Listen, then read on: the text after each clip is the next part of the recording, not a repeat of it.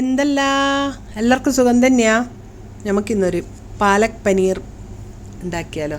നല്ല അടിപൊളി ടേസ്റ്റ്. എനിക്ക് ഭയങ്കര ഇഷ്ടമുള്ളതാണ്. പക്ഷേ എനിക്ക് ഇതുവരെ ഇത് ഉണ്ടാക്കാൻ അറിഞ്ഞുകൂടാ. അപ്പോൾ എനിക്കിന്നൊരു ഒരാൾ പറഞ്ഞിട്ടുണ്ട് ഉണ്ടാക്കി തരാമെന്ന്. അപ്പോൾ നമ്മൾ ഉണ്ടാക്കുന്നതിലും നോർത്ത് ഇന്ത്യൻസ് ഉണ്ടാക്കുമ്പോഴാണല്ലോ അതിൻ്റെ ഒരു ടേസ്റ്റ്. അപ്പോൾ എനിക്കിന്നൊരാളെ കിട്ടിയിട്ടുണ്ട്. നമ്മളെ ലക്ഷ്മി ഉണ്ടാക്കി തരാമെന്ന് പറഞ്ഞിട്ടുണ്ട്. അതിനുള്ള സാധനങ്ങളെല്ലാം മൂപ്പർ റെഡിയാക്കി വെച്ചിട്ടുണ്ട്. കണ്ടില്ലേ, 2 തക്കാളി മുറിച്ചിട്ട് എടുത്ത് വെച്ചിട്ടുണ്ട്. അതിലേക്ക് ഇനി നമ്മൾ 2-3 പച്ചമുളകും മല്ലിയിലയും കൂടി ഇട്ടിട്ടാണ് ഒന്ന് അരച്ചെടുക്കുക. അപ്പോൾ അതൊരു ഭാഗത്തിരിക്കട്ടെ. ഇത് ബാക്കിയുള്ള സാധനങ്ങൾ 2 വലിയുള്ളി പൊടിയായിട്ട് അരിഞ്ഞ് വെച്ചിട്ടുണ്ട്. പിന്നെ 2-3 പച്ചമുളക് അത് ഇതിലിട്ട് അരക്കാനാണേ. അത് മിക്സിയിലിട്ട് അരക്കണം.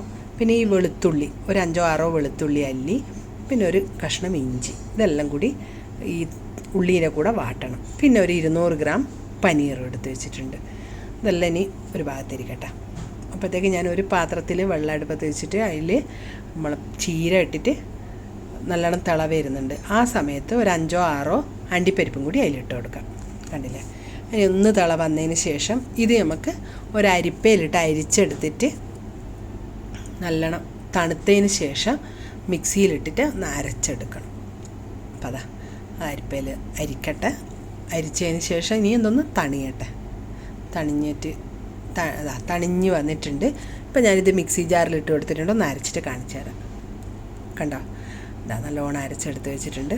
ഇത് ഒരു ചീൻചട്ടി അടുപ്പത്ത് വെച്ചിട്ട് അതിൽ 1 ടേബിൾ സ്പൂൺ ഓയിൽ ഒഴിച്ച് കൊടുത്തിട്ടുണ്ട്. ഓയിൽ ചൂടാവുമ്പോൾ അതിലേക്ക് ഒരു 1/2 ടീസ്പൂൺ ജീരകം, 2 ബേ ലീഫ്, അത് നല്ലോണം ഒന്ന് മൊരിഞ്ഞ് വരുന്നവരെ ഒന്ന് ഇളക്കി കൊടുക്കാം.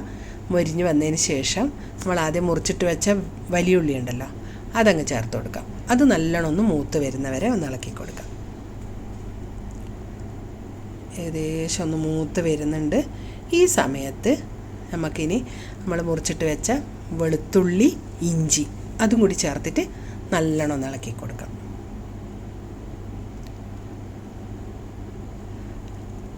എല്ലാം കൂടി ഒരുവിധം മൂത്ത് വന്നിട്ടുണ്ട്. ഈ സമയത്ത് നമ്മൾ പച്ചമുളക്, തക്കാളി, മല്ലിയില ഇതെല്ലാം കൂടി ഒന്ന് അരച്ചെടുത്തിട്ടുണ്ട്. കണ്ടോ, ഇതും കൂടി ഒഴിച്ചു കൊടുക്കാം. നമുക്ക് ഈ ചീനച്ചട്ടിയിലേക്ക് ഒഴിച്ചു കൊടുത്ത് നല്ലോണം ഒന്ന് ഇളക്കിയെടുക്കാം. നല്ലോണം ഇളക്കി നല്ലോണം വറ്റിച്ചെടുക്കണം കേട്ടോ. നല്ലോണം മൂത്ത് വറ്റി വരട്ടെ. കണ്ടോ, വറ്റി വന്നിട്ടുണ്ട്. ഇനി ഇതിലേക്ക് ആവശ്യത്തിന് ഉപ്പ് ചേർത്ത് കൊടുക്കാം. പിന്നെ ഒരു 1/2 ടീസ്പൂൺ മഞ്ഞൾപ്പൊടി, പിന്നെ ഒരു 1/4 ടീസ്പൂൺ ഗരം മസാലപ്പൊടി, 1/4 ടീസ്പൂണേ വേണ്ടൂ. അപ്പം അതും കൂടി ചേർത്തിട്ട് പിന്നെ ഒരു ടീസ്പൂൺ മല്ലിപ്പൊടി, 1/2 ടീസ്പൂൺ മുളക് പൊടി അതും കൂടി ചേർത്തിട്ട് സിമ്മിൽ വെച്ചിട്ട് നല്ലോണം ഒന്ന് മൂപ്പിച്ചെടുക്കാം. കാരണം പൊടിയെല്ലാം കരിഞ്ഞു പോകും. അതിൻ്റെ ഒരു പച്ചമണം പോകുന്നവരെ ഒന്ന് ഇളക്കി കൊടുത്തതിന് ശേഷം നമ്മൾ അരച്ച് വെച്ച ചീരയും അണ്ടിപ്പരിപ്പും കൂടിയില്ലേ, അത് ഈ ചീനച്ചട്ടിയിൽ ഒഴിച്ചു കൊടുത്തിട്ട് നല്ലോണം ഇളക്കിയെടുക്കാം. പെട്ടെന്ന് കരിഞ്ഞു പോവേ.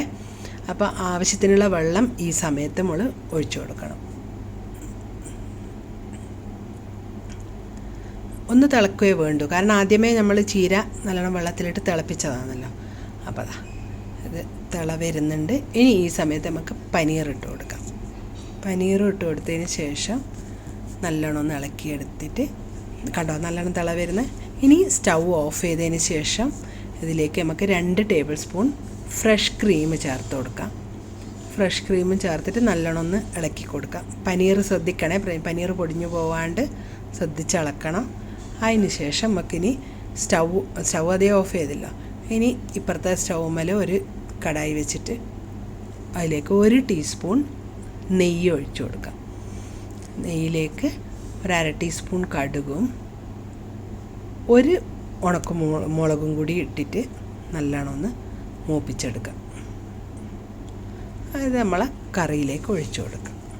കണ്ടില്ലേ, നല്ല അടിപൊളി കറിയാണ്, നല്ല ടേസ്റ്റാണ്. അപ്പോൾ എന്തായാലും ഇതൊന്ന് എല്ലാവരും ഉണ്ടാക്കി കഴിച്ച് നോക്കണം. ഞാൻ ഇന്ന് ഇതിൻ്റെ കോമ്പിനേഷനായിട്ട് ഉണ്ടാക്കിയത് ഫുൽക്കയാണ്. ഫുൽക്കേൻ്റെ റെസിപ്പി ഞാൻ ആദ്യമേ അപ്ലോഡ് ചെയ്തിട്ടുണ്ട്. അതിൻ്റെ ലിങ്ക് ഞാൻ ഇതിൻ്റെ താഴെ കൊടുക്കുന്നുണ്ട്. അപ്പോൾ എന്തായാലും എല്ലാവരും ഉണ്ടാക്കി കഴിച്ചു നോക്കി അഭിപ്രായം അറിയിക്കാൻ മറക്കണ്ട. അടുത്ത ആഴ്ച വേറൊരു വീഡിയോയുമായിട്ട് കാണുന്നത് വരെ എല്ലാവർക്കും ഒരിക്കൽ കൂടി താങ്ക് യു.